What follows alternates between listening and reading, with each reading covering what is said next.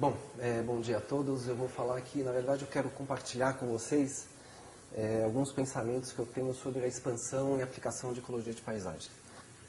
Eu queria dizer inicialmente que essa não é uma aula de estado da arte de ecologia de paisagens, porque eu achei que uma aula de estado da arte seria uma aula com um público muito mais especializado. Então a opção que eu fiz foi uma opção de reflexão. Eu acho que é uma aula ainda de erudição, eu acho que eu mantive as características de uma aula de erudição, só que de reflexão. Então eu vou fazer reflexões sobre duas perguntas. Em primeiro lugar, por que a ecologia da paisagem está se expandindo tão rapidamente? É uma ciência nova, uma ciência ainda que poucas pessoas sabem o que é exatamente a ecologia da paisagem, mas ela virou moda, né? Tem muita gente trabalhando com a ecologia da paisagem, principalmente nos últimos 10 anos.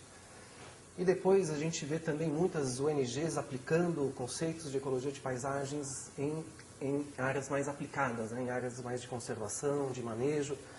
E eu quero refletir um pouco sobre esses dois pontos. Então é uma aula de reflexão, foi a opção que eu fiz. Eu dividi essa aula em alguns subtópicos, né? Primeiro eu vou falar de marcos históricos, de razões temáticas, né? Para justificar o porquê dessa expansão. E vou refazer a mesma pergunta, né? Será que a ecologia da paisagem está se expandindo tão rapidamente no Brasil também? Essa vai ser a primeira parte.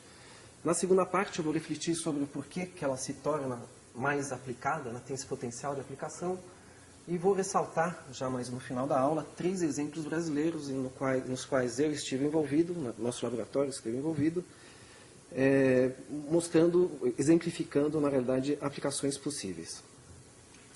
Antes de entrar no âmago da apresentação, eu acho que eu mereço dar para vocês evidências, né? Eu estou falando para vocês que a ecologia da paisagem está se expandindo, e eu acho que a principal evidência que a gente consegue ter disso é olhando os artigos publicados de Landscape Ecology no Web of Science. Então eu fiz uma revisão recentemente, no começo desse ano, olhando no abstract, nas palavras-chave, nos resumos, artigos que contenham as palavras Landscape e Ecology. Eu fiz separado, eu posso explicar depois, eu fiz junto também, a tendência é exatamente a mesma. Fazendo separado, a gente vê aí que a gente tinha, na década de 1990, cerca de 100 artigos que usavam essas duas palavras, e atualmente, em 2010, aí a gente tem cerca de 1.400, 1.500, até chegou a 1.600 artigos, ou seja, um crescimento muito rápido do número de artigos que citam essas duas palavras. Bom, vocês podem me dizer que esse crescimento daqui ele pode ter sido dado simplesmente porque tem cada vez mais revistas compiladas pelo Web of Science, porque as revistas cada vez mais publicam mais volumes, mais artigos. Então, de fato, parte desse crescimento é um crescimento, tem um viés, né, metodológico, e eu acho que um retrato mais fiel do crescimento da ecologia da paisagem ela pode se dar olhando a porcentagem de artigos de ecologia, né, que usam a palavra ecologia e que usam também a palavra landscape. E a gente vê aí que a Landscape Ecology, né, passou de uma produção que representava 0,5% da produção de ecologia para algo em torno de 6%, ou seja, um aumento de 12 vezes em 20 anos, quer dizer, um aumento significativo. Acho que é importante dizer que a ecologia da paisagem não é uma ecologia dominante ainda, né? A gente tem aqui a ecologia da paisagem aqui chegando nos 6%, e obviamente que a ecologia de populações aqui é a dominante, com cerca de 50, 40% das situações, ecologia de comunidades 20%, eu só peguei 2 exemplos, não é dominante, mas vem crescendo, e é isso que eu quero ressaltar, por que ela está crescendo. Esse crescimento ele pode ser espantoso, num certo sentido, porque institucionalmente a ecologia da paisagem é muito nova, né? A Associação Internacional de Ecologia de Paisagem, a IALI, que a gente chama, ela tem aí um pouco mais de 25 anos. A revista Landscape Ecology, que é a principal revista de publicação de artigos na minha área, ela tem nem 25 anos, né? E apesar de ser uma revista nova, ela tem um fator de impacto em 2009, que é o último fator de impacto, de 3,3, que é um fator de impacto razoável. A gente está no 8º Congresso de Ecologia de Paisagem, né, que vai ocorrer agora em agosto, na China, em Beijing. Só ocorreram 7 congressos, é pouco, né, de reunião. Eu participei de 5 congressos, mas são poucas reuniões de fato internacionais. Então, institucionalmente, a ecologia da paisagem é muito jovem, né? Então, por que essa expansão? Eu dividi essa expansão, então, em razões temáticas e marcos históricos. Vou começar com os marcos históricos. Eu acho que tem 2 marcos históricos que eu acho que são importantes. Primeiro está ligado à etimologia da palavra paisagem. Né? Se a gente olhar tanto na origem latina, né? Paisagem vem de paysage, né? Do francês, e paysage vem do latim, e landscape do inglês vem de Landschaft do alemão. Nessas duas origens, a latina e a germânica, um sentido de paisagem é de região, né? De PI, espaço de terreno, de terra agrária, né? Muito voltado à terra agrária. Uma das primeiras, pelo menos pela minha pesquisa, o primeiro uso da palavra Landschaft, né, que originou landscape, é dessa fábula, aqui de Hans Sachs, de 1537. Eu não vou traduzir, eu não vou ser tão poético quanto eles, mas aqui diz mais ou menos que nós subimos até o alto da torre, nós dois subimos até o alto da torre, sentamos e vimos a paisagem na nossa frente. Né? Então, paisagem nesse sentido de extensão territorial, que é exatamente o sentido que a gente vê no Aurélio, né, no dicionário da língua portuguesa. Espaço de terreno que se abrange no lance de vista, na nossa frente. Essa noção comum de paisagem, ela tem algumas características que são importantes e que se mantêm depois na ciência e ecologia de paisagem. Ela é algo visual, né? Então, paisagem é aquilo que se vê no lance de vista. A gente fala muito pouco, ou muito recentemente, de paisagens auditivas, de paisagens olfativas, tudo isso existe, mas a origem da palavra paisagem é muito visual.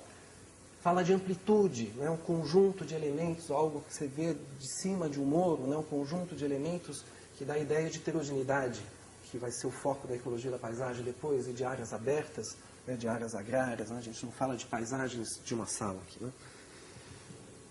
Esse é o primeiro sentido. Um segundo sentido, que veio depois, no século XVI, principalmente na Renascença, paisagem é entendido na pintura, né, como um quadro que retrata essas áreas campestres, essas áreas abertas. Né? E eu encontrei uma coisa que eu acho interessante, é que as primeiras pinturas de paisagem, na verdade, não são da Renascença, né, dos pintores holandeses, mas sim são de pintores chineses do século XI, e que retratava a paisagem não apenas como um retrato do real, mas sim como um retrato de uma expressão do artista, né, do imaginário do artista. Então havia uma confusão aí, uma mescla de real e de imaginário, né, que eu acho que é interessante. E, bom, depois, de fato, na Renascença, os pintores holandeses, os impressionistas, né, os românticos, né, os pintores de paisagens que se contrapunham aos pintores de retratos, né. Então tem essa dupla origem. E eu estou falando disso porque eu acho que isso é importante no sentido que esse termo é um termo de uso amplo, é um termo agregador, né, que vem da literatura, da pintura, e que fala desde do real, da paisagem real, isso vai influenciar muito a geografia no século XIX e no século XX, e do imaginário, no sentido em que paisagens, principalmente na Europa, as paisagens culturais nada mais são do que uma expressão da cultura do povo que habita aqueles locais, né? Então vai influenciar a ecologia de paisagens culturais mais para frente. Então é um termo agregador universal. Acho que esse é um ponto importante em termos históricos. Segundo marco histórico, quem sabe mais forte, é o fato que a ecologia da paisagem, né, quem leu a literatura sabe que ela nasceu duas vezes. Né? É uma disciplina que tem uma característica de ter um duplo nascimento. Nasceu primeiro na Europa, em 1940, muito influenciado pelas paisagens europeias, né, que são paisagens muito modificadas pelo homem, culturais, com enfoque extremamente geográfico, no sentido, a geografia era definida como a ciência da paisagem. Né? Os primeiros textos de geografia entendiam geografia como ciência da paisagem, assim como a zoologia seria a ciência dos bichos, botânica a ciência das plantas, enfim. Mas com enfoque muito geográfico no entendimento dos espaços abertos e principalmente no uso desses espaços abertos para o homem. Então, muito voltado para o planejamento espacial. 40 anos depois, na década de 1980, uma outra escola norte-americana, muito mais influenciada aí por paisagens naturais, virgens, né? Com enfoque fortemente ecológico, aí, trazendo biogeografia de ilhas como um arcabouço teórico, relacionando padrões espaciais com processos ecológicos e muito mais voltado para a conservação. Duas abordagens muito distintas, uma mais geográfica, outra mais ecológica, com definições distintas do que é paisagem, do que é ecologia de paisagem. Né? O Carl Troll, que é conhecido como o pai da ecologia da paisagem, em 1939, ou seja, só 3 anos depois do Tansley definir ecossistemas, ele diz lá paisagem seria uma entidade total, espacial, visual de onde o homem vive, né, do espaço de vida do homem. É uma definição muito, hoje em dia, muito similar a ambiente.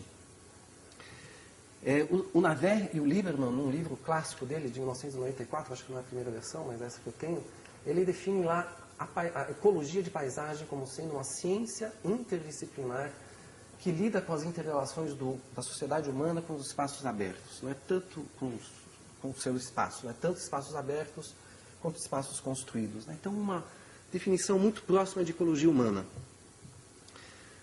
Por outro lado, a escola norte-americana tem uma outra definição de paisagem, de ecologia de paisagem. E uma coisa muito peculiar, pelo menos eu acho, é que a versão norte-americana ela tem data de nascimento. Ela nasceu em abril de 1983, quando 25 eminentes ecólogos norte-americanos, todos homens, muitos deles ainda ativos hoje em dia, eles se reuniram para discutir esse tema da ecologia da paisagem. E um ano depois, em 1984, o Risser liderou um artigo no qual eles redefinem as direções e as abordagens da ecologia da paisagem. E nesse entendimento norte-americano da ecologia da paisagem, a paisagem é simplesmente uma área espacialmente heterogênea.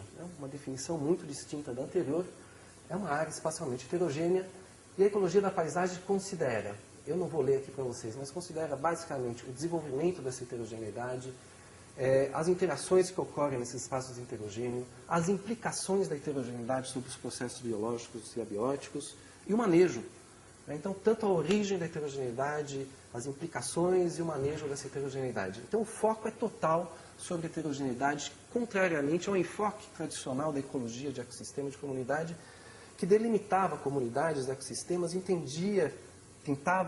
procura entender esses ecossistemas, essas comunidades, olhando apenas para aquele ecossistema. A ecologia da paisagem não, ela olha para os lados, né? Ela quer entender os processos ecológicos dentro do seu contexto espacial. E por isso, muitos consideram que a ecologia da paisagem é um casamento entre geografia e ecologia, no sentido em que você espacializa as perguntas da ecologia no espaço. Né? Você tenta entender como que esse espaço ele influi sobre os processos ecológicos e é assim uma ecologia espacialmente explícita. Enfim, o segundo marco teórico que eu queria ressaltar para vocês é que a ecologia da paisagem tem esse duplo nascimento, tem uma influência da geografia nas análises das relações do homem com o seu ambiente, no ordenamento territorial, e uma influência da ecologia na análise da heterogeneidade, na questão dos efeitos de escala. Ou seja, é uma ciência que lida com a heterogeneidade e que tem, ao mesmo tempo, uma comunidade heterogênea. Então, acho que isso é importante, é uma riqueza da ecologia da paisagem, ela agrega conhecimento de diferentes áreas e constrói uma nova ciência e que provavelmente está se expandindo rapidamente porque tem essa comunidade heterogênea.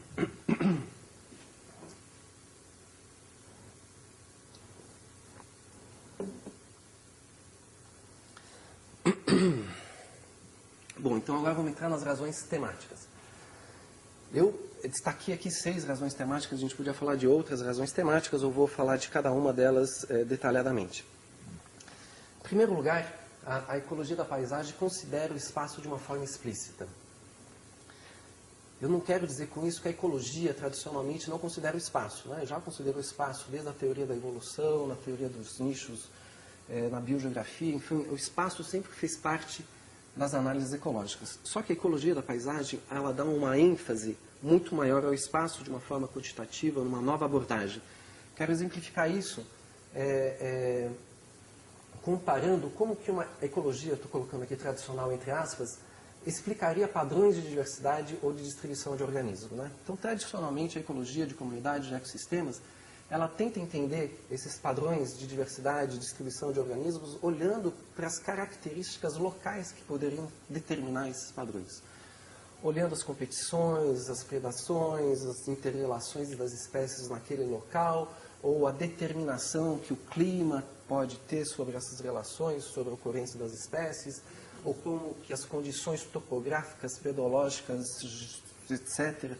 Enfim, mas é uma relação muito vertical. Né? A gente está falando de relações verticais, o entendimento do sistema, olhando apenas para o sistema. Alguns anos depois, né, já no final da década de 60, na década de 70, a gente vai ter uma influência muito forte da biogeografia de ilhas e depois, mais na década de 80, da ecologia de metapopulações, onde o espaço é inserido de uma forma simplificada, mas de uma forma interessante, no sentido que essas duas teorias dizem que tanto a área quanto o isolamento de um fragmento de uma ilha tem um impacto sobre a diversidade de espécies ou sobre a ocorrência de espécies. Né? Quanto maior a ilha, quanto menos isolada essa ilha ou um fragmento de hábitat, maior vai ser a diversidade, maior vai ser a possibilidade de ocorrência de organismos do tamanho populacional. Então a gente começa a inserir um pouco o espaço, só que de uma forma muito simples, entendendo o espaço de uma forma muito binária, de habitat, não habitat. E é com a ecologia da paisagem, da década de 80, né, se enfoca um pouco mais espacializado, que o espaço é compreendido de uma forma mais completa, né, considerando toda a heterogeneidade desse espaço, dizendo que não é só a área que importa, também a forma do fragmento, porque a forma pode influenciar o efeito de borda. Não é só isolamento, porque você também depende de conexões corredoras que podem facilitar os fluxos mesmos entre fragmentos que estão isolados. Micro-hábitats espalhados pela matriz são importantes, né, o que a gente chama de stepping stones. Os tipos de matrizes de usos que a gente tem no entorno dos fragmentos são importantes. Se a gente tem estradas, essas estradas podem bloquear os fluxos. Ou seja, a ecologia da paisagem tenta entender o espaço com toda a sua heterogeneidade. Então, ela traz uma nova perspectiva no estudo de ecologia, que é essa perspectiva horizontal. Ela não diz que a perspectiva vertical não é importante, não, muito pelo contrário. Ela é importante, só que ela agrega uma análise horizontal. Acho que esse é um ponto importante. Ela enriquece as análises ecológicas e eu acho que esse é um ponto importante para ela crescer ultimamente. O segundo ponto está relacionado ao primeiro. Eu estou colocando aqui que a ecologia da paisagem tem uma base conceitual integradora e atraente. Eu vou explicar o porquê. Integradora, porque um ecólogo, tradicionalmente, ele estuda isso daqui, as interrelações entre processos bióticos, fatores abióticos, padrões biológicos. Então, a ecologia estuda essas interrelações. O que a ecologia da paisagem diz é que a estrutura da paisagem não apenas influencia esses três compartimentos, mas influencia também as interrelações. Então, a paisagem, a estrutura da paisagem modula essas interrelações. Quem sabe para deixar isso um pouco mais claro, pelo menos vou tentar, né? Eu estou comparando aqui duas paisagens. Paisagens de Nova Friburgo, depois dos eventos aí de deslizamento que a gente teve no começo do ano, mas paisagens com estruturas muito distintas, elas estão apenas alguns quilômetros distantes, né? E aqui você tem uma paisagem onde os fragmentos florestais estão dispersos, né? São menores, estão mais dispersos, e aqui você tem mais um bloco florestal mais contínuo. Não são estruturas dadas à cobertura florestal distintas, né? Nessa paisagem, como vocês podem perceber, todos esses rosas aqui, sei lá que cor que vocês chamam isso aqui, todos esses rasgos são deslizamentos, né? Então a gente percebe que aqui o impacto das chuvas do começo do ano levou a um monte de deslizamentos. Ou seja, essa paisagem, por ter uma menor proteção da cobertura florestal, ela é muito mais suscetível a alguns tipos de perturbações. Logo, essa daqui não é, porque você tem uma cobertura, você tem uma proteção maior, é o mesmo relevo. Ou seja, duas estruturas levaram à propagação de perturbações mais intensas, menos intensas. Por tudo que a gente sabe da ecologia da paisagem, nessas condições você tem fragmentos isolados, você vai ter populações menores, o intercâmbio, fluxos biológicos são menores, mais predação ao longo desses fluxos biológicos. Muito provavelmente você vai ter populações menores, uma riqueza menor, muitas espécies desapareceram dessa paisagem. Nessa daqui, por tudo que a gente sabe, você vai ter mais fluxos biológicos, menos predação, menos mortalidade, potencialmente populações maiores, mais resistentes à extinção e logo diversidade maior. Então, apenas uma exemplificação de como duas estruturas distintas podem levar a processos, a padrões biológicos distintos. Ou seja, o que eu estou querendo falar para vocês é que a estrutura da paisagem ela modula uma série de processos ecológicos. Um bom ecólogo de paisagem nada mais é do que um bom ecólogo que consegue espacializar os seus problemas. E o que acontece atualmente é que muitos ecólogos de população, ecólogos de comunidade, ecólogos de ecossistemas se sentiram atraídos, né, por isso que eu pus esse atraente no título, atraídos pela perspectiva espacial da ecologia de paisagens e passam a fazer trabalhos de ecologia da paisagem. Então, muito dessa produção recente de ecologia da paisagem não é de ecólogos de paisagem, pessoas formadas em ecologia de paisagem, mas sim de ecólogos que já estão trabalhando há muito tempo, que agora começam a fazer pontualmente ou mais constantemente trabalhos de ecologia da paisagem. Nós estamos atraindo ecólogos de outras áreas que permitem, então, aumentar o número de artigos de ecologia de paisagem. Essa é a segunda razão. Terceira razão, eu acho que o leigo, normalmente as pessoas entendem a ecologia de paisagem como uma ecologia de macroescala, né? Então a gente está lidando aí com um conjunto de elementos como a gente vê nessa vista, né? Ecologia visual. Agora, cuidado, né? Eu acho que é importante dizer, definindo, pegando a segunda definição norte-americana, paisagem como espaço heterogêneo, heterogeneidade depende de quem está observando aquele espaço, da escala de observação e do que está sendo observado, né? Então, por exemplo, essa águia daqui, ela pode entender esse quadrado aqui como a paisagem dela, porque nessa paisagem ela vai ter recursos de diferentes quantidades, qualidades, vai ter áreas para nidificação, áreas de repouso, etc. e tal. Então, dados os requerimentos dessa espécie, ela percebe a heterogeneidade de uma certa forma. Agora, uma outra espécie, que tem outros requerimentos, que tem outra capacidade de deslocamento, ela pode entender a heterogeneidade de uma forma totalmente distinta. Então, o que é homogêneo, esse quadradinho que era homogêneo para essa espécie, se torna totalmente heterogêneo para uma outra espécie que tem outros requerimentos, tem outra capacidade de deslocamento, né? Então, isso é importante. A heterogeneidade depende de quem observa. Então, na realidade, em ecologia da paisagem, a gente pode ter desde estudos em escalas muito finas, de alguns metros quadrados, né? A gente tem trabalhos fantásticos de micropaisagens, até trabalhos em escalas mais amplas, né? Que é esse sentido que a gente tem, em geral, de vários quilômetros quadrados. Só que aí eu encontrei um artigo que eu achei interessante da Barbara Anderson, que faz uma revisão sobre vários tópicos dos artigos de ecologia de paisagem, da revista Landscape Ecology, né? Desde da sua criação em 1987 até 2005, e ela, entre outras coisas, ela mostra assim, a porcentagem de artigos em cada uma dessas escalas. E o que a gente percebe é que, apesar da ecologia da paisagem trabalhar em todas as escalas, né, da micro a macro, existe uma predominância de estudos em macroescalas. E isso é importantíssimo. Eu acho que isso é importante. Por quê? Em primeiro lugar, porque o homem altera, maneja a paisagem no sentido mais amplo, né, em escalas amplas. Ele altera a heterogeneidade, ele cria a heterogeneidade. Estou colocando aqui um exemplo do Rodoanel de São Paulo, aqui uma imagem de 2011, onde vocês veem esse rasgo aqui, nesse zoom, quem sabe fica mais claro que um empreendimento desse porte cria uma heterogeneidade, muda a heterogeneidade, passa por cima de florestas, de campos, de áreas construídas.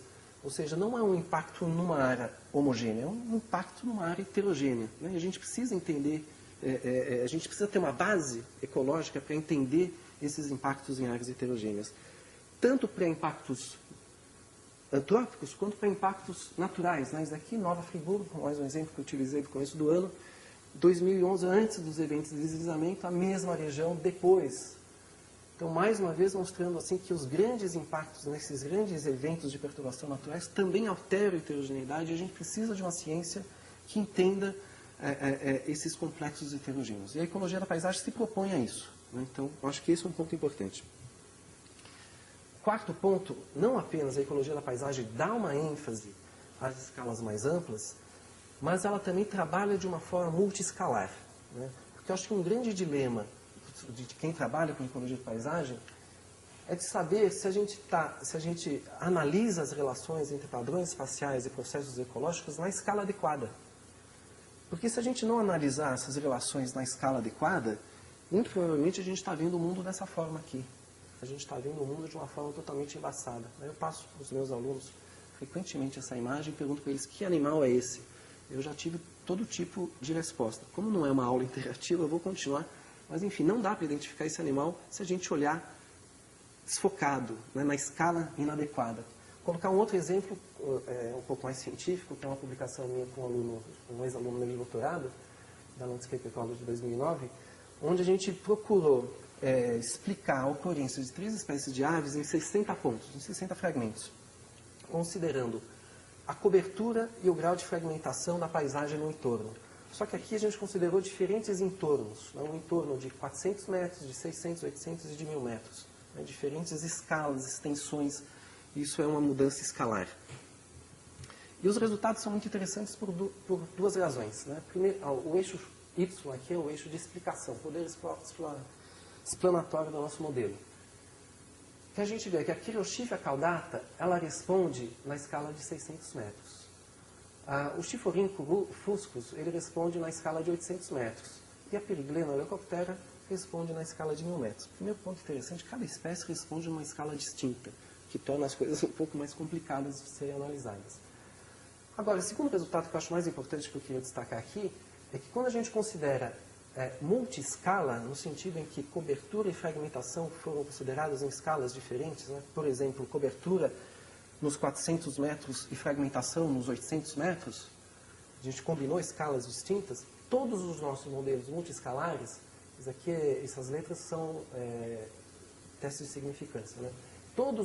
Em todos os casos, os modelos multi-escalares foram mais explicativos que os modelos uniscalares. Ou seja, mostrando claramente que não apenas é importante a ecologia da paisagem considerar escalas amplas, mas também considerar várias escalas, ter estudos multi-escalares. Quinto ponto que eu acho importante, a ecologia da paisagem é francamente beneficiada pelos avanços tecnológicos, né? Eu acho que isso fica claro até pela origem das duas escolas. A escola europeia nasceu quando? Quando as fotografias aéreas se tornaram mais comuns de serem utilizadas. A norte-americana, na década de 80, ela se expandiu quando? Quando as imagens de satélite se tornaram facilmente, a gente pôde comprar e analisar facilmente as imagens satélites. Aqui é uma imagem da USP, aqui, né? Em 1958, uma fotografia aérea, que é o IB, onde a gente está, é um canteiro de obras aqui, apenas para exemplificar. Isso aqui é já o campus bem instalados com uma imagem de alta resolução recente. Ou seja, se antes da década de 40, da década de 30, a gente olhava o espaço de uma forma oblíqua, né, toda deformada, a partir de fotografias aéreas e de imagens de satélites, a gente começou a ter uma visão ortogonal, com menos deformações, ou seja, uma visão mais real da estrutura da paisagem. Então, não apenas a nossa visão da estrutura da paisagem melhorou, como a nossa capacidade de lidar com esses dados espacializados também aumentou muito com os programas de tratamento de imagem, de SIG, que eu fiz também uma pesquisa considerando a palavra landscape, and ecology e essas outras palavras, e a gente percebe claramente assim, cada vez mais se trabalha com índices de estrutura da paisagem, cada vez mais se trabalha com apoio de SIG, de remote sensing, e cada vez mais nós temos a possibilidade de fazer modelos espacialmente explícitos, né? Então a gente tem um arcabouço aí tecnológico muito forte que a ecologia da paisagem se utiliza para crescer. Sexto ponto e último ponto que eu queria destacar nesse momento, a ecologia da paisagem tem um potencial de aplicação muito grande. Eu quero desenvolver isso na segunda parte da aula, mas primeiro já mostrar a evidência, né? Se a gente olhar a porcentagem de artigos que usou conservação e manejo, né, da década de 90 até 2005, cresce, né? Cada vez mais a ecologia da paisagem fala de implicações para a conservação, de implicações para manejo territorial, ou seja, ela tem um potencial muito grande de aplicação e eu vou desenvolver isso um pouquinho mais para frente. Antes de entrar na segunda parte da aula, eu queria falar um pouco, será que a ecologia da paisagem está crescendo aqui no Brasil?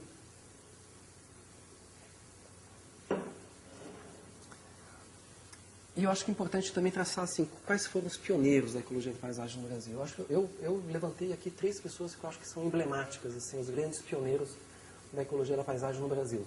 O Helmut Hoffmeier, da Unesp de Rio Claro, Felisberto Cavalheiro, que infelizmente já faleceu, da USP, da FEFELESH, e a Maria Luísa Porto, da UGRES, né, no Rio Grande do Sul.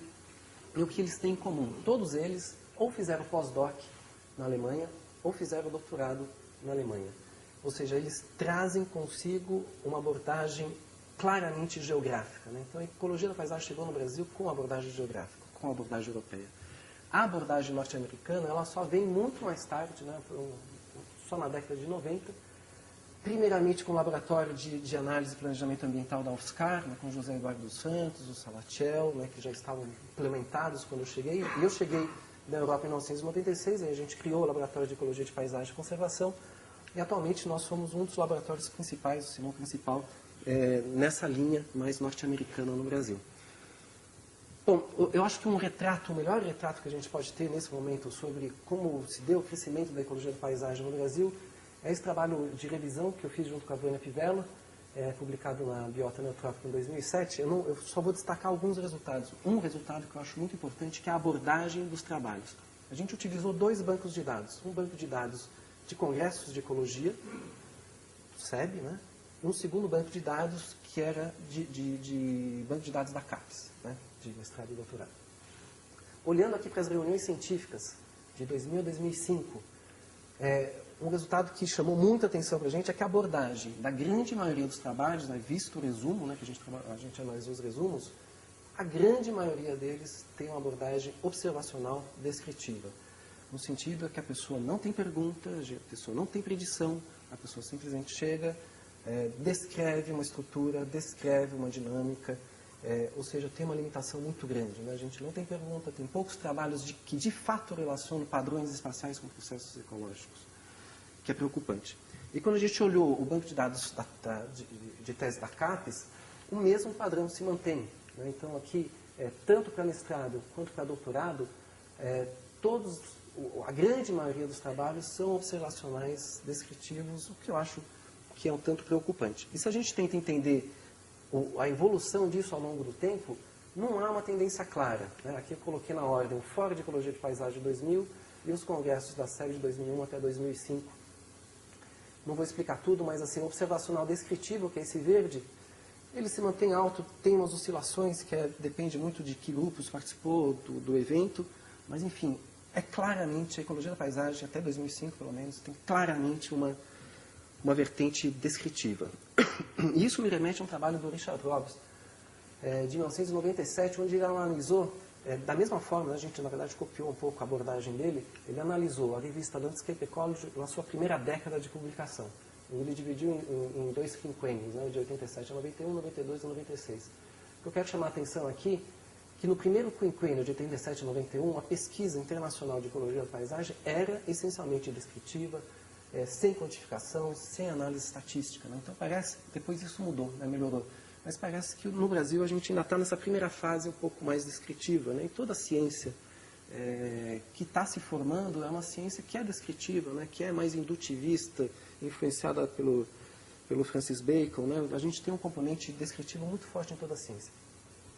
Apesar de tudo isso, eu fiz, há 2 semanas atrás, um ranking aqui de quem mais contribui em artigos de ecologia da paisagem em Web of Science, de 2001 a 2010. E eu fiquei até satisfeito com a 11ª posição do Brasil. Né? O Brasil aqui contribui em 2,54% da produção internacional de 2001 a 2010. Né? Quem mais produz é, de fato, os Estados Unidos. E aí eu comparei esse número, 2,54, com a produção brasileira. Todos os campos confundidos, numa publicação da Science de dezembro de 2010, onde a gente vê aqui que a produção brasileira é em média de 2,7. Ou seja, a produção de ecologia da paisagem está muito próxima da produção média brasileira. Né? E há muito campo para ser desenvolvido. Por quê? Porque a gente organizou, em 2009, o Congresso Latino-Americano de Ecologia de Paisagem. A gente tinha 300 lugares, o congresso lotou, tinha gente querendo se inscrever, a gente teve mais, na verdade, de 300 participantes. A Associação Brasileira de Ecologia de Paisagem tem cerca de 100 associados, não é pouca coisa, né, para uma associação nova. E a gente vê hoje em dia assim, vários concursos em federais, em estaduais paulistas, com perfil de ecologia de paisagens. Ou seja, muito em breve teremos novos orientadores, formando novos mestres, formando novos doutores. E eu acho que tudo isso vai alavancar um crescimento ainda maior da ecologia da paisagem no Brasil.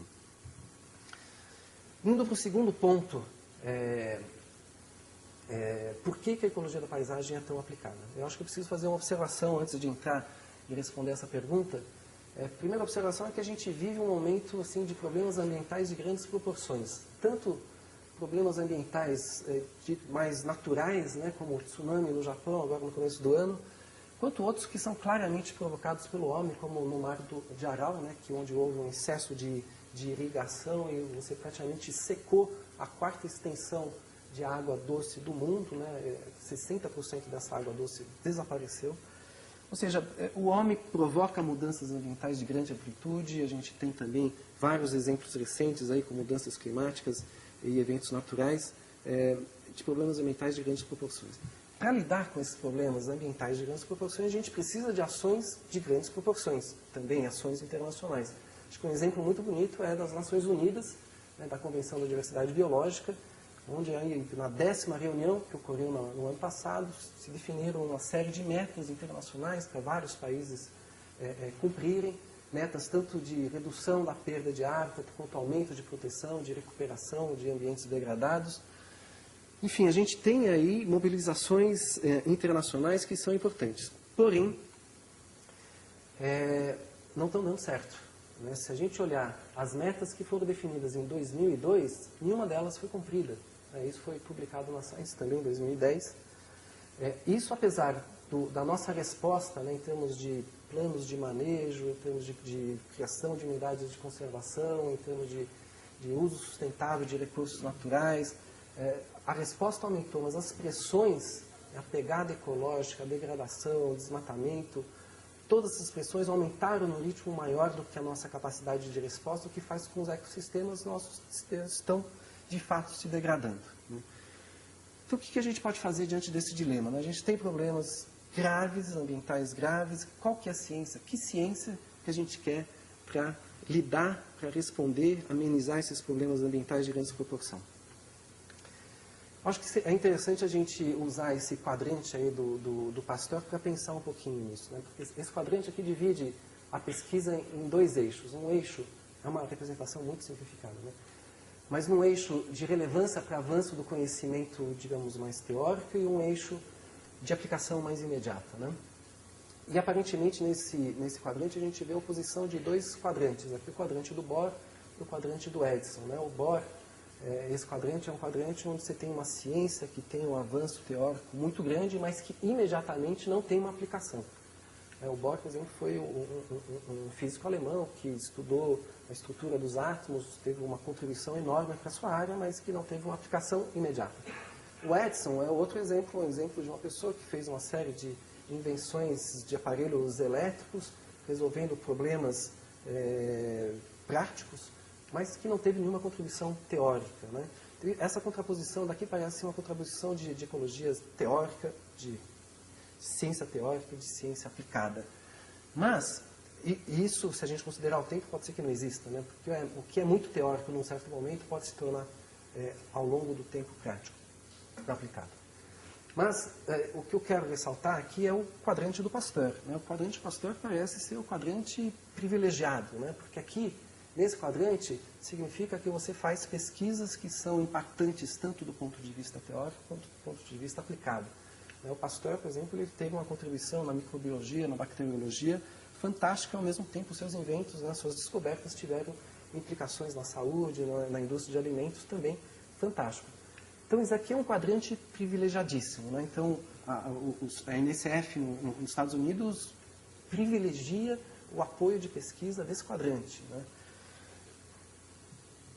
Voltando para a ecologia da paisagem, né, que eu me afastei um pouquinho, mas vamos chegar na ecologia da paisagem de novo. Muitas pessoas entendem a ecologia da paisagem nesse quadrante privilegiado daqui. É uma ecologia que tem aporte teórico, que tem aporte aplicado, é uma ecologia fantástica, né? Eu não vejo a ecologia da paisagem dessa forma tão otimista, né? Na verdade, eu acho que a gente tem ecologia da paisagem sendo feita nos 4 quadrantes, né? Tanto coisas teóricas lindíssimas, quanto coisas aplicadas, muitas vezes feitas por ONGs, quanto trabalhos de fatos que têm aplicações imediatas e contribuições teóricas. Muitas pessoas me criticam de manter aqui a ecologia da paisagem nesse último quadrante, mas eu acho que existe isso também. Mas eu acho que a minha visão ela é representada melhor por uma pirâmide, no sentido em que, para haver aplicação teórica aplicada, aplicação pura, a gente precisa de uma boa teoria. A gente não tem ciência aplicada, aplicação de ciência, se a gente não tiver uma boa teoria. E basicamente uma teoria que é dita mais básica é aquela que fica na base da pirâmide. Acho que eu usei 3 vezes a palavra básica. Enquanto que outras disciplinas que têm potencial aplicado maior são aquelas disciplinas que transitam por toda a pirâmide, né? E a ecologia da paisagem, eu acho que ela transita por toda a pirâmide. Por quê? Porque ela trabalha numa escala que é compatível com as mudanças ambientais, né, como a gente já falou, então ela trabalha numa escala adequada para lidar com os problemas ambientais, ela inclui o homem explicitamente no seu sistema de análise, contrariamente a algumas vertentes da ecologia que sempre entendiam o homem como elemento externo perturbador, A ecologia da paisagem não diz o homem é o principal moldador da heterogeneidade espacial. Então a gente inclui o homem que faz parte do sistema, que é uma diferença paradigmática muito importante. Ela se usufrui aí dos avanços tecnológicos na área de SIG, geoprocessamento, para entender esses espaços, modelar esses espaços, fazer previsões, fazer cenários, e é uma ciência transdisciplinar, né? Esses pontos aqui eu já desenvolvi no primeiro tópico, né? Mas a ecologia da paisagem é uma ecologia com características transdisciplinares. Transdisciplinares, ou seja, ela é mais do que interdisciplinar, no sentido de que ela não apenas agrega diferentes ciências, as ciências mais humanas, da geografia, com as ciências mais biológicas, da ecologia, mas além de tudo isso, ela também inclui os gestores ambientais, os usuários, a sociedade como um todo no seu trabalho de pesquisa, ou procura fazer isso, né? Eu digo isso porque isso é importante quando a gente pensa em aplicação de ciência, né? O Pasteur dizia que não existe ciência aplicada, existe apenas aplicação de ciência. E quando a gente pensa em aplicação de ciência, a gente pode ver isso de duas formas distintas. A forma tradicional é uma forma muito linear, no sentido de que você tem um cientista que produz o conhecimento e depois chega numa bandeja, oferece esse conhecimento para o usuário, uma pessoa que vai fazer conservação, que vai fazer manejo, fala assim, ó, aqui é a contribuição da ciência para você poder trabalhar. Só que o usuário muitas vezes não participou do processo de criação do conhecimento, não entende como isso se dá, entende isso como uma caixa preta, não inseriu a sua problemática para o cientista e muitas vezes, por ser um processo muito linear, você tem uma interrupção. Na realidade, a visão mais moderna, digamos, mais sistemática de aplicação de ciência é uma visão em que tanto o cientista quanto o usuário participa do momento da criação do conhecimento quanto do momento da aplicação do conhecimento, o que permite ao usuário inserir os seus problemas no momento de formulação das perguntas científicas. A gente aí torna a ciência um pouco mais pragmática, um pouco mais real, e ao mesmo tempo o cientista participa da aplicação e entende os problemas concretos da aplicação da ciência. E nessa visão em que cientista e usuários participam de tudo, que é uma ciência transdisciplinar, né, que é uma aplicação transdisciplinar, o fluxo de conhecimento se dá muito melhor. E a gente precisa se preocupar com esse fluxo de conhecimento, né? E eu quero exemplificar isso faltam 20 minutos, com 3 exemplos brasileiros dos quais eu participei. O Biota FAPESP, a revisão do Código Florestal Brasileiro e uma questão de como que a ecologia da paisagem pode ser aplicada em termos de biomonitoramento. Vamos começar com o Biota FAPESP. Eu acho que todos vocês aqui sabem que o Biota FAPESP é um dos principais, um grande programa aí de pesquisa, de apoio à pesquisa em biodiversidade. Já está aí há mais de 10 anos, né? A gente completou 10 anos o ano passado, retrasado. Mas uma característica interessante, quando ele estava no seu mais ou menos 8º ano de desenvolvimento, o coordenador na época, Ricardo Rodrigues, ele decidiu fazer uma síntese dos conhecimentos acumulados nesses 8, 9 anos para indicar diretrizes de conservação e restauração para o estado de São Paulo, né, da biodiversidade. Eu não estou dizendo que o programa Biota FAPESP foi um programa transdisciplinar, mas nesse momento em que ele parou para fazer uma síntese, ele foi transdisciplinar. Porque, de fato, quando a gente olha quais foram os organismos que trabalharam nessa síntese, né, a gente vê, desde o LEPAC, né, no nosso laboratório, todos os projetos do Biota FAPESP foram mais de 150 pesquisadores, foi assim uma mobilização, acho que única, né, no Estado, em termos de conservação. Mas, enfim, a gente tem desde organismos de pesquisas, ONGs como CRIA, CIAI, e os organismos que vão aplicar esse conhecimento. O Instituto Florestal, a Fundação Florestal, a Secretaria do Meio Ambiente, o governo do Estado, né? Então, a gente produziu conhecimentos que são muito relevantes, né? A gente publicou ano passado na Science, aqui a gente destacou um dos mapas que a gente produziu, que é o mapa onde a gente indica as áreas prioritárias para restauração, com aumento da conectividade florestal, né, dos ambientes. E esse conjunto de conhecimento, em particular esse mapa aí de conectividade, ele foi utilizado por uma série de ações da Secretaria do Meio Ambiente. Uma delas é o zoneamento agroambiental do setor supraalcooleiro, né? Então, a gente vê aqui que eles dividiram o estado de São Paulo em áreas inadequadas para a expansão da cana-de-açúcar e outras áreas adequadas para a expansão da cana-de-açúcar. Mas dentro das adequadas a gente vê umas com restrição e com limitação ambiental. Isso foi claramente são claramente áreas que nós indicamos como áreas importantes para o aumento da conectividade da paisagem, que são importantes em termos de biodiversidade. Então, essa informação já foi utilizada aqui para o zoneamento da expansão da cana-de-açúcar. Aí há mais de 15 resoluções, eu não vou passar uma a uma, mas só estou destacando assim, algumas aplicações que nós tivemos a partir dos resultados, e isso em um espaço de tempo muito curto. Isso foi publicado em 2008, e até em 2008 já temos resoluções da Secretaria do Meio Ambiente, aqui, por exemplo, regulando concessão de autorização de supressão da vegetação nativa, considerando as áreas prioritárias de incrementos de conectividade, né, e assim por diante.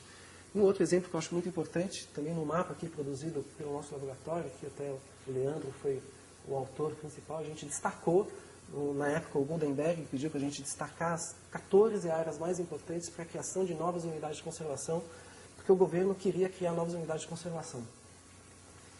E dessas 14 áreas, 3 pelo menos já foram criadas, uma está em vias de criação, ou seja, eu acho que é um resultado positivo muito bonito, e que mostra que, nesse momento em que a gente parou para trabalhar de uma forma transdisciplinar, nós conseguimos gerar produtos aplicados muito interessantes, né? Então, acho que o sucesso dessa iniciativa se dá por essa abordagem transdisciplinar, se dá também pelo fato de utilizarmos análise espacial para compilação de dados de todos os organismos numa escala ampla, e com o uso de todo o potencial de uma ferramenta que nem o SIC. Primeiro exemplo. Segundo exemplo, queria falar um pouco do Código Florestal Brasileiro, que acho que é uma coisa que preocupa muito, né? Se mudar do jeito que vai mudar, vai ser um desastre. Mas, enfim, foi aprovado, né, no final do ano passado pela Câmara Especial uma modificação do Código Florestal. E o que eu quero destacar aqui é que a sociedade tem perguntas muito claras, né? A senadora Cátia Abreu, ela tem uma pergunta clara. Ela põe aí reserva legal, faz sentido ter reserva legal? Um monte de manchas florestais ou de outros ambientes espalhadas pelas propriedades, né, que provavelmente seriam manchas pequenas. É uma pergunta genuína, né, uma pergunta válida. Temos várias respostas para isso, né? O que eu quero destacar é uma dessas respostas, né? Uma dessas respostas que é dada por um projeto muito longo que nós tivemos aí no Planalto Atlântico Paulista, financiado, projeto temático da FAPESP de 2000 a 2005, depois financiado pelo CNPq, pelo BMBF da Alemanha, de 2003 a 2009. Projeto esse no qual nós estudamos paisagens com 10% de cobertura florestal, 30% de cobertura florestal, 50% de cobertura florestal, sempre tendo áreas contínuas, controles, né, para servir de referencial. Trabalhamos aí com mais de 50 fragmentos, com diferentes tamanhos, diferentes graus de conectividade, provavelmente no trabalho mais amplo de fragmentação da Mata Atlântica. E um dos resultados muito interessantes que foi publicado no ano passado mostra a diversidade gama de pequenos mamíferos nessas 3 paisagens fragmentadas, né? Eu só estou destacando esse resultado porque eu acho que é um resultado importante visto o Código Florestal. O que a gente mostra aqui é que a paisagem que tem 50% de cobertura florestal e 30% de cobertura florestal ainda mantém uma diversidade relativamente alta. Só que a diversidade da paisagem com 10% de cobertura florestal é extremamente baixa. E isso nos leva a crer que existe um limiar de extinção de várias espécies, né? Aqui a gente tinha várias espécies especialistas, aqui a gente não tem mais nenhuma espécie especialista, tudo espécie generalista. E isso dentro da literatura é um tema muito discutido, limiares, a gente tem limites a partir do qual as espécies deixam de existir, não é uma coisa contínua. E num trabalho muito interessante, o Hansky, ele pegou os nossos dados de pequenos mamíferos, né, do trabalho de 2010, né, ele colocou aqui nesse gráfico, né, que vai de 100% de cobertura florestal a 10% de cobertura florestal, mostrando que há uma queda aqui grande aqui de 30% a 10%, e fez uma comparação com a Melicia cynxia, né, que é a borboleta mais estudada no mundo, em termos de metapopulacionais, né, o Hansky é um grande ecólogo de metapopulação, e mostrando que há um paralelo claro, né, a Melicia cynxia também tem limiares de extinção, apesar de serem organismos diferentes, apesar daqui a gente falar de ambientes florestais, aqui de ambientes campestres, aqui de tropical, aqui de temperado. Ou seja, apesar de termos situações, sistemas muito distintos, esses dois sistemas mostram que há limiares de ocorrência das espécies. Ou em função da cobertura florestal, ou em função do que o Hansky chama de capacidade da metapopulação, que nada mais é do que uma integração entre cobertura e fragmentação. Ou seja, existe um limiar a partir do qual a cobertura, o grau de fragmentação, a cobertura é muito baixa, o grau de fragmentação é muito alto, que as populações deixam de existir. E o que a gente acredita que está por trás, né, que é o modelo conceitual que explica esses resultados, é o seguinte, vou tentar explicar de uma forma resumida.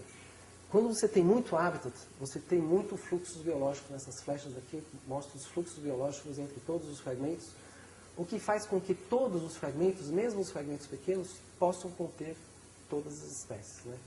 Então aqui, essa linha cheia que ela mostra a riqueza de espécies especialistas. Então está mostrando que a riqueza é alta, tanto para manchas pequenas quanto para manchas grandes, né? Na outra situação oposta, onde você tem pouco habitat, né, que é a nossa paisagem de 10%, a gente tem fragmentos grandes, pequenos também, mas não tem fluxos biológicos, eles estão muito isolados. Não tem fluxos biológicos, não tendo fluxos biológicos, eles estão isolados e mesmo os fragmentos grandes, ao longo do tempo, vão ter extinção. A extinção faz parte. Se você não tem eventos de recolonização, vai se extinguir. O que faz com que uma paisagem com pouco habitat, ao longo do tempo, tenda a ter uma diversidade baixa em todos os seus fragmentos, né, que é, de fato, o que nós observamos na paisagem de 10%. E numa condição intermediária, você vai ter fluxos biológicos mais intensos em algumas partes da paisagem, então você vai poder manter a diversidade biológica em algumas regiões através de uma dinâmica de metapopulação, o que faz que em algumas regiões, em particular nos fragmentos maiores, você tenha uma diversidade maior e nos fragmentos menores, potencialmente, uma diversidade menor. O que acontece com o Código Florestal? O Código Florestal, se ele fosse aplicado, a gente estaria nessa situação intermediária. Se você disse que reserva legal não é importante, a gente vem para cá. Então, muito provavelmente, dizer que reservas legais não são importantes, eximir pequenos proprietários de ter reservas legais, de juntar APP junto com reserva legal, enfim, todos os mecanismos que estão aí em discussão, provavelmente nos fará passar dessa condição para essa condição. O que eu quero falar para vocês é, fragmentos pequenos, isoladamente, eles de fato eles não vão conservar a diversidade biológica. Mas vários fragmentos pequenos, conjuntos, uma dinâmica dentro da paisagem, eles sim têm um potencial muito grande de contribuir, né, no conjunto da paisagem para a conservação de diversidade biológica. E tudo isso me remete, na verdade, no começo do ano passado eu escrevi um artigo aí, que era mais um artigo de divulgação, né, perguntando, né, o Código Florestal tem base científica, né, respondendo a perguntas da sociedade, e isso se espalhou assim na internet como vírus, né? O que me fez refletir, na verdade, me lembrou um pouquinho, não estou me comparando ao Super-Homem, mas comparando a uma brincadeira que o Richard Rops fez, onde ele diz que o ecólogo da paisagem, ele se comporta muitas vezes como Clark Kent, né? Ele é apenas um jornalista, né? Aquela fase de observação. Ele só está observando as mudanças do mundo. E quando ele quer, na verdade, que nós nos comportemos como Super-Homem, no sentido que a gente tem os instrumentos, a gente tem o potencial, não apenas de observar as mudanças, mas de provocar mudanças no sentido que a gente acha que é adequado. Eu acho que o Código Florestal nos dá essa oportunidade. Último exemplo aqui, nos últimos 7 minutos que eu tenho para falar para vocês, é sobre monitoramento de biodiversidade, né? Então, eu falei para vocês da Convenção da Diversidade Biológica, grandes impactos que a gente tem com mudanças climáticas, com mudanças promovidas pelo homem. E se a gente quiser entender as implicações disso em termos de biodiversidade, a gente precisa ter bons indicadores de biodiversidade. Não é possível analisar a biodiversidade em todos os seus níveis, toda a sua complexidade. A gente precisa, primeiro, de bons indicadores de biodiversidade. E segundo, a gente precisa entender essas mudanças em todas as escalas, né? Atualmente, eu acho que nós temos um enfoque muito forte no entendimento das mudanças a longo prazo no topo dessa pirâmide. Ou seja, em trabalhos que são muito restritos espacialmente, em parcelas permanentes, aí que podem ter 10, 20, 40 hectares, mas são áreas pequenas onde a gente pode fazer um esforço intensivo. Agora, além disso, não estou dizendo que isso não é importante, a gente precisa também monitorar a diversidade biológica em outras escalas e em escalas mais amplas. E para trabalhar nessas escalas mais amplas, a gente vai precisar de indicadores que não são biológicos, mas assim, indicadores indiretos, né? Indicadores que a gente chama estruturais. E eu acho que aí a estrutura da paisagem pode ajudar muito, né? Para ter esses indicadores em larga escala. E para trabalhar com essa questão, uma ex-aluna minha de doutorado, a Cristina Danks-Leite, né, que defendeu no ano passado e foi indicada inclusive para o prêmio CAPES, a gente comparou no artigo que já tá disponível na Journal of Applied Ecology, né, deve estar saindo de fato nos próximos meses.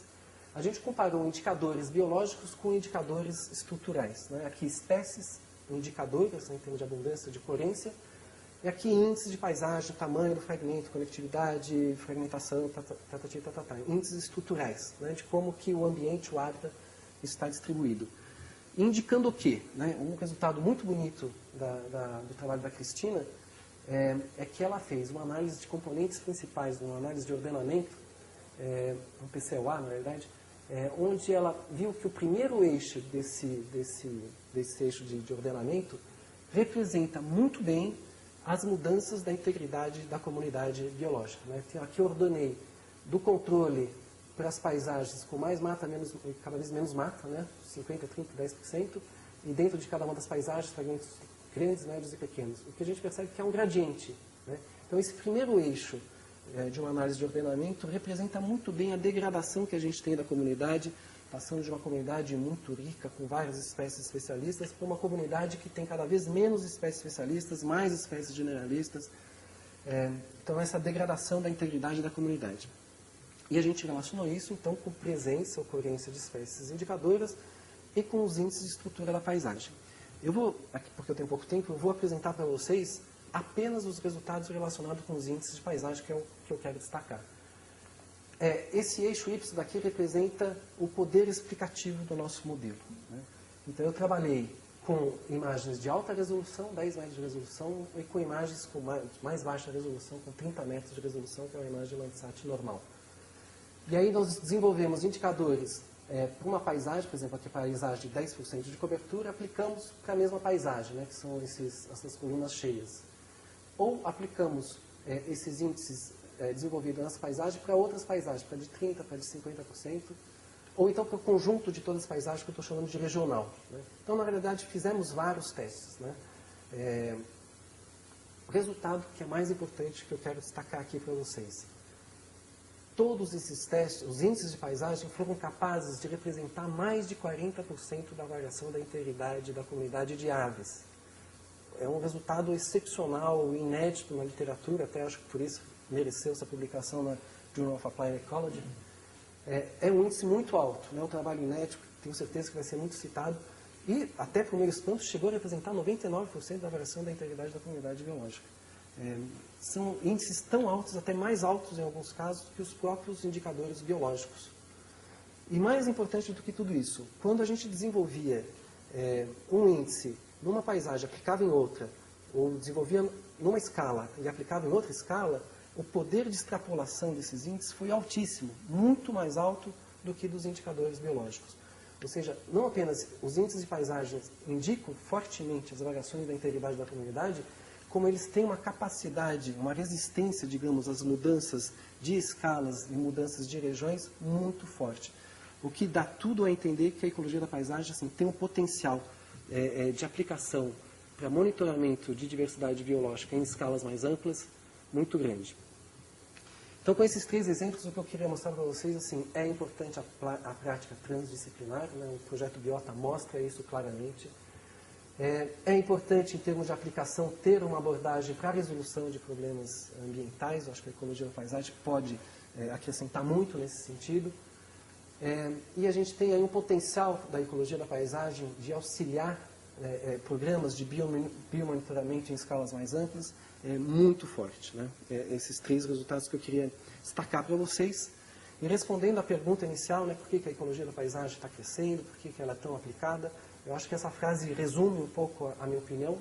Ela está crescendo, ela é tão aplicada, primeiro, porque ela possui uma comunidade diversificada, transdisciplinar, que inclui tanto pesquisadores quanto gestores. Ela lida com sistemas complexos, com sistemas heterogêneos, que são sistemas que o homem está modificando. E ela tem uma abordagem adequada, não apenas por lidar com esses sistemas complexos, mas também por considerar escalas mais amplas, por considerar abordagens multiescalares. Então, ela tem uma abordagem adequada para a resolução de problemas ambientais. Então, se apesar de termos aí no início, e no Brasil, quem sabe ainda, um padrão de pesquisa ainda muito observacional, a gente está cada vez mais evoluindo, né? Gerando modelos com SIG, modelos integradores, que são vários com conjuntos de paisagens. E o nosso grande desafio agora é, de fato, ter uma teoria mais geral, mais universal. Esse é o grande desafio da ecologia da paisagem, de ter uma teoria que consiga entender sistemas complexos como são as nossas paisagens em que vivemos. Eu agradeço a atenção e deixo aqui um poema do Carlos Drummond como inspiração para vocês. Obrigado.